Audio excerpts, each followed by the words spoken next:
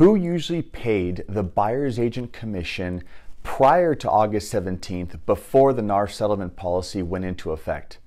If your answer is the seller, then you're wrong. Next question, who usually pays the commission to the buyer's agent now? If you answered the buyer, then you're wrong. I'm not kidding, and this is not a joke.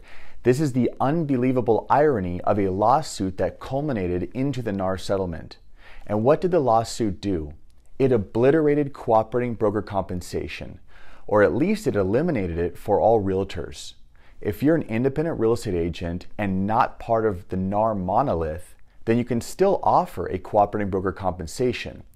But even that won't last. See, the narrative villainized cooperating broker compensation. The story is that the homeowners were duped by a widespread scheme, in part orchestrated by NAR, to make sellers pay the buyer's agent's commission, thereby inflating the listing commission. I guess I can't blame all the people that fell for it. If I didn't know any better, I likely could have bought that narrative. The problem is that I do know better. And I was reminded of this recently when I was talking to a business broker about buying a business. A business owner lists their property with the business broker, and then that broker markets the business online and sends a notification to his list of potential buyers. An interested buyer contacts the broker, and then the broker facilitates the transaction. Real estate used to be like that. A broker charged a seller a 5 to 6% commission for a house and an 8 to 10% commission for raw land, found a buyer, and then brokered the sale of real estate at the highest price the market would bear. But then something else happened. As the industry grew, brokers realized that by networking with other brokers, they could accelerate the speed and efficiency of properties sold. Another broker might have known a buyer and then could help match that buyer with a property. If the other broker introduced a buyer, then the listing broker would share some commission. Remember, this was decades before the internet. Local associations of realtors had catalogs of listings called MLS books. These hard copy books contained real estate listings and incorporated the commission that a listing agent was willing to share if another broker brought a buyer and acted as a sub-agent. It wasn't until the 1980s that the concept of a sub-agent crystallized into a buyer's agent representing a buyer exclusively and with fiduciary obligations to that buyer. But this distinction still had no bearing on the fact that the listing broker was charging the seller a commission and only at their discretion sharing their commission. As real estate agency evolved and scaled, the concept of a listing broker sharing a portion of their commission became a standardized entry in the MLS books to the Realtor MLS computer terminal to the internet MLS of today.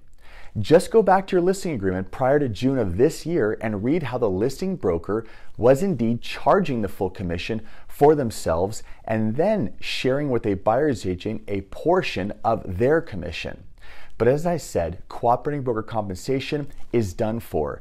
It's being legislated out of existence for independent agents by industry lobbyists right now. But even without the imminent legislation, cooperating broker compensation is tarnished. It's the patsy, it's the fall guy. So any real estate outfit that still does it will have a giant bullseye on their back. And if they have deep pockets, they will get taken down by an endless line of lawyers looking for prey. Now, the twisted irony in the industry policy changes is that while the buyer pledges to pay a commission to their agent, the seller relieves the buyer of their obligation by paying the buyer's broker directly. There's even a form now called the seller payment to buyer's broker. Was that not the whole premise of the lawsuit to start with? The claim was that the seller paid an inflated commission because they presumed that a portion of the listing commission would ultimately be shared with the buyer's agent. Never mind the fact that it was actually the listing broker's commission. And the outcome? The seller now actually pays the buyer's agent directly. The allegation that started it all has actually been manifested. So what is the net effect of all this? Well, just some more paperwork to shuffle, and that's about it. And while the policy changes cause concern and speculation of radically changing how real estate is transferred and the role of a real estate agent, we can actually see that it's a little more than an exercise in irony. Thank you for watching.